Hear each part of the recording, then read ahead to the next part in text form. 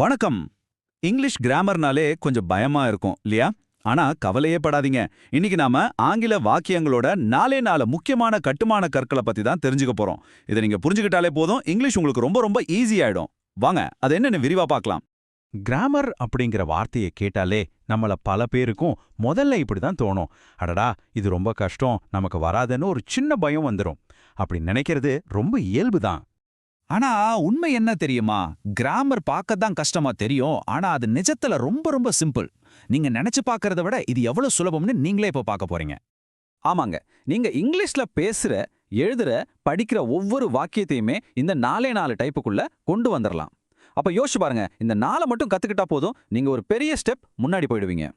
சரி, அந்த 4 வகைகளை பார்க்கறதுக்கு முன்னாடி முதல்ல வாக்கியம், அதாவது சென்டென்ஸ்னா என்னன்னு புரிஞ்சுக்கலாம். இதுதான் பேசிக். ஒரு வாக்கியம்ங்கிறது சில வார்த்தைகள் ஒன்னா சேர்ந்து ஒரு முழுமையான அர்த்தத்தை கொடுக்கிறது. இப்ப பாருங்களேன், குடிக்கிறது பூனைப்பால் அப்படின்னு சொன்னா வார்த்தைகள் மாறி மாறி இருக்கு, எந்த அர்த்தமும் நமக்கு கிடைக்கல. ஆனா இதையே பூனைப்பால் குடிக்கிறதுன்னு சரியா சொன்னா, ஆஹா, இப்ப நமக்கு ஒரு முழுமையான செய்தி புரியுது இல்லையா? இதுதாங்க ஒரு வாக்கியம்.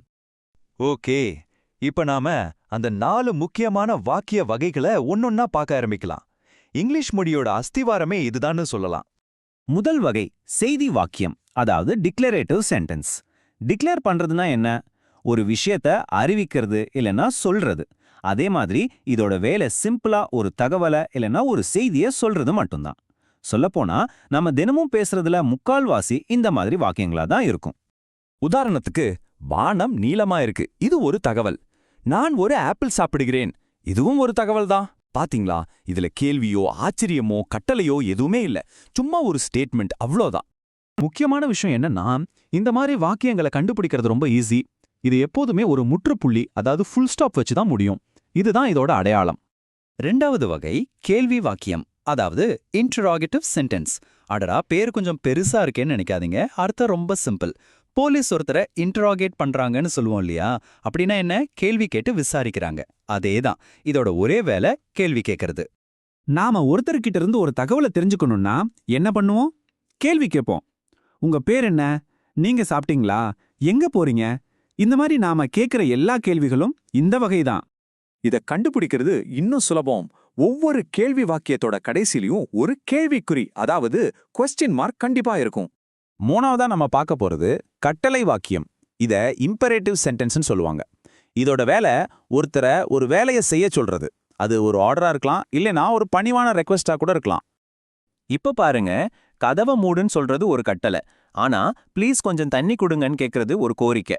நில் அப்படின்னு சொல்றது ஒரு ஸ்ட்ராங்கான கட்டளை. இது மூணுமே கட்டளை வாக்கியங்கள் தான். இந்த வகை வாக்கியங்கள்ல ஒரு சின்ன ட்விஸ்ட் இருக்கு. நாம சொல்ற கட்டளையோட தீவிரத்தை பொறுத்து இது ஒரு ஃபுல் ஸ்டாப்லயும் முடியலாம், இல்லனா ஒரு ஆச்சரிய குறியோடவும் முடியலாம். சரி, இப்போ நம்மளோட கடைசி 4வது வகைக்கு வந்தாச்சு. இதுதான் உணர்ச்சி வாக்கியம், அதாவது எக்ஸ்க்ளமேட்டரி சென்டென்ஸ். பேர்லே இருக்கு பாருங்க, எக்ஸ்க்ரமேஷன் அப்படின்னா நம்மளோட உணர்ச்சி வெளிப்பாடு. சந்தோஷம், ஆச்சரியம், அதிர்ச்சி, வலி, இந்த மாதிரி நம்மளோட திடீர் உணர்ச்சிகளை காட்டுறது தான் இதோட வேலை. உதாரணத்துக்கு, வாவ், என்ன ஒரு அழகான கார்னு சொல்லும்போது நம்ம ஆச்சரியத்தை வெளிப்படுத்துறோம். ஹே, நாம மேட்ச் ஜெயிச்சிட்டோம் அப்படின்னு கத்தும்போது நம்ம சந்தோஷத்தை காட்டுறோம். இதுதான் உணர்ச்சி வாக்கியம்.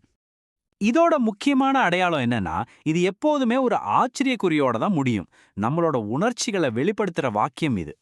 சரி, இப்ப நாம கத்துக்கிட்ட இந்த 4 விஷயத்தையும் ஒரே இடத்துல டக்குன்னு ஒரு தடவை பாத்திரலாம். இது உங்களுக்கு ஒரு சீட் ஷீட் மாதிரி எப்பவுமே யூஸ்ஃபுல்லா இருக்கும். இப்ப பாருங்க, செய்தி வாக்கியம் ஒரு தகவலை தருது, கடைசியில ஃபுல் ஸ்டாப் வருது. கேள்வி வாக்கியம் ஒரு கேள்வியை கேக்குது, கடைசியில கொஸ்டின் மார்க் வருது. கட்டளை வாக்கியம் ஒரு கட்டளை இடுது, கடைசியில ஃபுல் ஸ்டாப் அல்லது ஆச்சரியக்குறி வருது. கடைசியா உணர்ச்சி வாக்கியம் நம்ம உணர்ச்சியை காட்டுது, அதுக்கு ஆச்சரியக்குறி வருது. அவ்வளவுதாங்க விஷயம். சிம்பிளா இருக்கு இல்லையா? வாழ்த்துக்கள். இங்கிலீஷ் வாக்கியங்களோட 4 அடிப்படைகளையும் நீங்க இப்போ நல்லா கத்துக்கிட்டீங்க. இனிமே நீங்க ஒரு எக்ஸ்பர்ட் தான். இப்போ நாம கத்துக்கிட்ட இந்த அறிவை பயன்படுத்த வேண்டிய நேரம் வந்தாச்சு. இப்ப உங்க டர்ன். நாம பார்த்த இந்த 4 வகை வாக்கியங்களையும் நீங்களே ஒவ்வொன்னு எழுதி பாருங்க. சும்மா முயற்சி பண்ணுங்க. பிராக்டிஸ் பண்ண தான் எதுவுமே மனசுல நிக்கும். போறதுக்கு முன்னாடி உங்களுக்கா ஒரு சின்ன கேள்வி. உங்களுடைய ஒரு நாளை, அதாவது நீங்க காலையிலிருந்து என்னெல்லாம் செஞ்சீங்கங்கிறத இந்த 4 வகை வாக்கியங்களையும் பயன்படுத்தி எப்படி சொல்லுவீங்க? சும்மா யோசிச்சு பாருங்க. இப்படி நீங்க நடைமுறையில பயன்படுத்த ஆரம்பிக்கும் போது தான் கத்துக்கிட்டது உங்களுக்கு இன்னும் நல்லா புரியும்.